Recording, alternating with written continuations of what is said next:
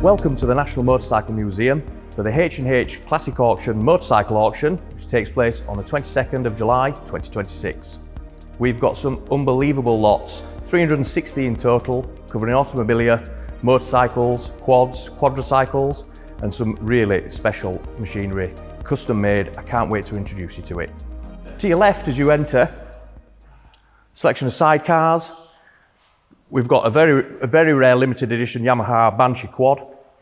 And lot 364, this Renault Twizy, is a quadricycle, tandem seat, and quite a quirky thing. It's nice to see we're in such good condition. I can imagine if you've got a caravan somewhere that'd be a great little vehicle to fly around some country roads in. Lot 358, the Triumph Model P sidecar outfit here, retains a lot of period features. The acetylene lighting, the tonneau cover, the screen. Really nice example. It's been in a museum setting. I'm sure with only a light recommissioning, this would be back on the road and be able to be enjoying it at shows once again. Lot 355, Vincent Black Prince sidecar outfit, is a real eyeful in the foyer.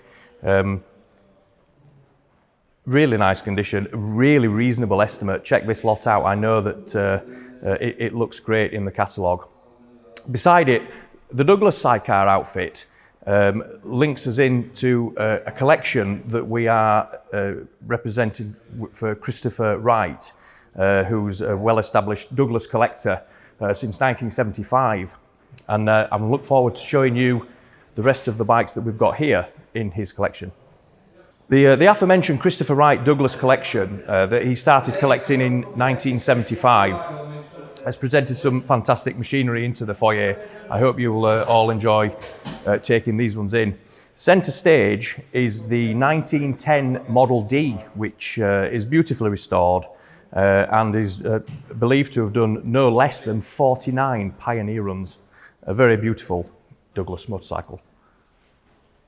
The three motorcycles that are in front of reception here in the foyer are specials, built by a very talented engineer. 263, if you count the cylinders, you may think there's something awry there, but it's actually a fantastically created 5-cylinder Kawasaki. I like the one next to it, a 4-cylinder S1 550 special. 377, the Honda SS50, when this was new, was a not particularly spriteful performer. If you had an FS1E, you were certainly a lot quicker than the chap on the Honda. Apart from this one, because it's got a 250cc Kawasaki motocross engine in it, I can only imagine that is extremely alarming to ride. On the left, as you enter into the main hall here, we've got a nice collection of Moto Minarelli 50cc racers. Some of them are equipped with some extremely loud exhaust systems. I can only imagine that they are amazing to see go past. Small capacity Italian stuff continues throughout. Some really nice MV Augustas. And 240, the Moto Perilla. This is a really rare machine, very seldom seen in the UK. We've all been poring over that one. It's a very pretty motorcycle. There's almost a ready-made collection for you here.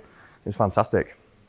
Across the opposite side of the entrance, the Triumph Rob North lot number 332 is a real eyeful. One of the nicer ones that we've seen at auction, and we've had quite a lot of interest in this. As is lot number 308, the Manx Norton. I know that the phone's been ringing for condition reports on that, and it's very difficult to criticise. Very, very pretty on the eye. Moving further down this row, we've got some G50 powered machines, a Sealy, matchless, and then a Norton with the G50 engine in. Really interesting lineup of bikes there. On the stage, if you're a Paul Weller fan, I'm sure you already know that this is here. Lot number 154,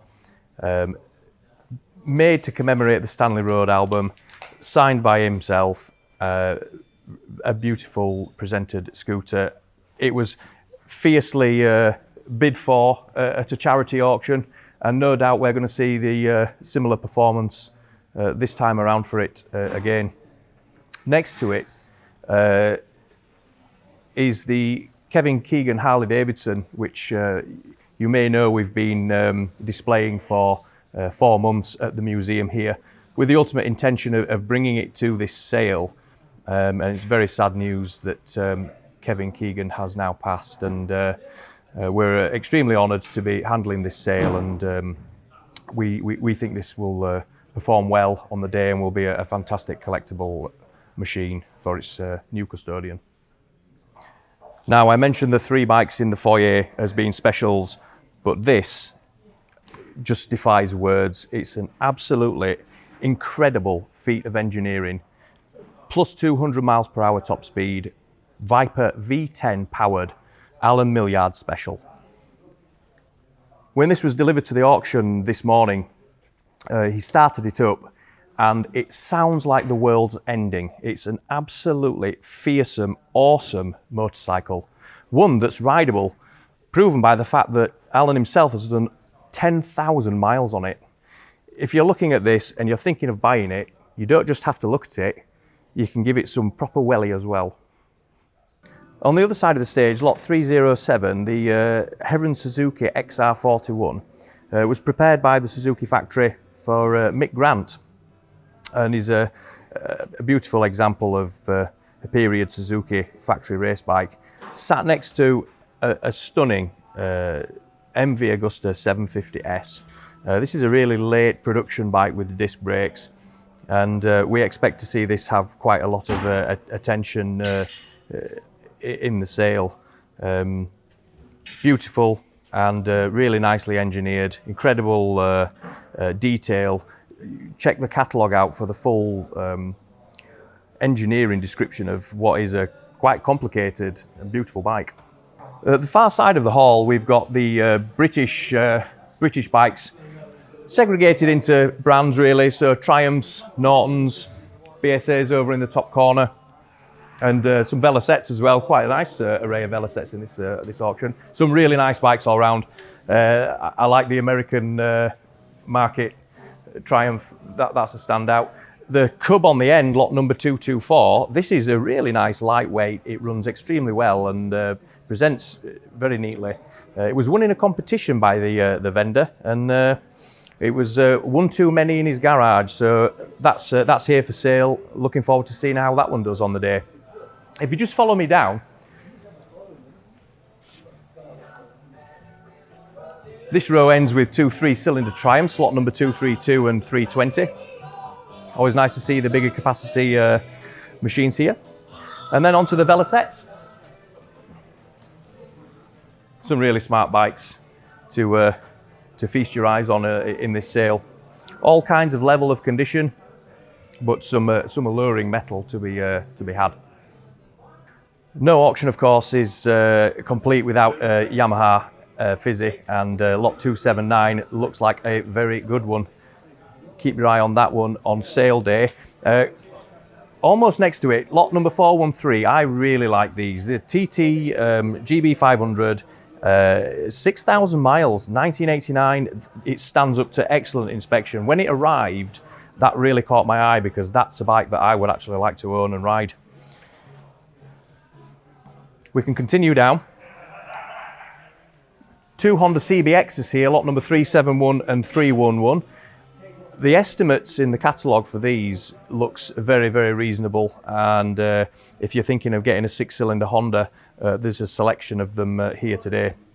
Always an eye catcher. 362 CBX, really, really nice machines. That's quite nice throughout, I believe. We'll continue down the line of Japanese, a really nice Kawasaki Z1000. That's got a really reasonable estimate. It's been restored and lots of money spent on that, I know for a fact. We'll quickly come further down here. 419, 395, two really heavyweight Suzuki GS1000s, the S and the E. Both present really well. This is a 12,000 mile bike. Rare to see. We continue down, lot number 323, really late Yamaha RD350. These pair of RDs, in fact, stand out as being quite clean machines. I believe there's quite a good level of interest. Super standout bike. If it hasn't caught your eye already, really take a look at this. It's been built and restored using new old stock parts, lot number 243. The Suzuki X7. It really is really nice. The vendors spent a lot of time and money, no doubt, creating what presents as a new motorcycle. I really like this bike a lot. The flip side of the Japanese collection here, we've got Italian metal, two Laverda Jotas, lot 204 in the catalogue. This has had an engine overhaul and a little use since, but that stands out as a nice bike. I'd be taking quite a lot of, pay close attention to that one and see where that gets to. 3-cylinder Italian, I think they're quite a beautiful machine, so I look forward to see that one. I want to point out this Supersport 900 as well. I really like these. I like the bike with the decal on the side, and this presents really well inside the wheels and the discs. I like that one. Whoever goes away with that will have a really nice, usable, practical, exotic, classic bike. And yeah, I like that one a lot. At the end of the Italian row, we've got a carousel of more Italian bikes. Lot 242. This is a 916 SP3, a limited edition bike. Do some homework on this one. This is a rare machine, and we've got some good thoughts for how that one can perform on the day. Next to it, lot number 356. I really like a Mike Hailwood replica. I think they're a stunning machine, stunning to look at. A period when Ducati, well, they've always been super cool, but I think that this is a very cool machine. Second carousel of motorcycles here has got some lovely clean machinery in it. Next to this Aprilia RS250, the Honda RC30. This is covered 800 miles from new, which we believe to be correct, and they are seldom seen for sale in such low mileage, original condition. Collectors will be paying attention to this bike. I want it, and I'm sure that you want it as well. We're about to walk through into the vintage section, but before we do that, we'll pass past the trials and off-road section. A newly built Rickman Matisse Triumph engine, lot number 236. This XT500, lot number 319, is a very beautiful machine, great to use on or off the road. I couldn't imagine taking it off-road, it's so clean. A really lovely motorcycle, that. We'll move down, and before we enter to the vintage room, lot number 327, this Husqvarna, believed to have not turned a wheel in anger. I'm looking forward to see what reception that one gets when it comes up on the block. We're about to enter into the vintage section, and we've got Henry Cole filming for his television show here today. It's been really busy at this event. We're really looking forward to see what results we get with the machines that are on display. Unbelievable. Follow me through and we'll have a look at what we've got. So we've got some nice carousels of bikes. In the centre of the room, two Brough Superior SS80s. Always nice to see these come up at auction. The Rolls Royce of motorcycles, they don't really need an introduction. Lot number 286 and 212 in the catalogue. Have a good look at these, the ultimate collector's machines. Some specialist machinery in the vintage room. One of them is lot number 285, this Husqvarna Model 180. It's been imported from Sweden by the family, especially to H&H Classic Auctions, to be sold at this event today. Really long time ownership and restored by the father of the family. Presents very well, and is an exceptionally rare piece of equipment. We look forward to seeing the response and the results that this sees on sale day. Has got one of the best gas headlights I've seen on a vintage bike. It looks like it belongs on a ship. It's period and it's correct, and it's really a nice piece of kit. I'd like to draw your attention to lot number 280, the BMW R2 Series 1, 1931. This is from a period when BMW motorcycles were at their absolute prettiest. The pinstriping, the detailing, very rare motorcycle, nice and lightweight, very usable. I believe this is one being on a static display in a gentleman's office for a long time, but if I look at that and think that it doesn't want recommissioning and using, taking to shows and showing the world it, I don't know, I think that's what should be done. Keep an eye on this one, that's lot number 280. Thank you for taking a tour of the auction lots with me here today. We think we've got something for everybody, every taste, collections of motorcycles, scooters, automobilia, some one-off incredible displays of engineering in some of the bikes that we're very proud to be selling. Don't forget to register online, h&h.co.uk, to register to bid. You can also register for a telephone bid for the auction, which takes place tomorrow on the 22nd of July.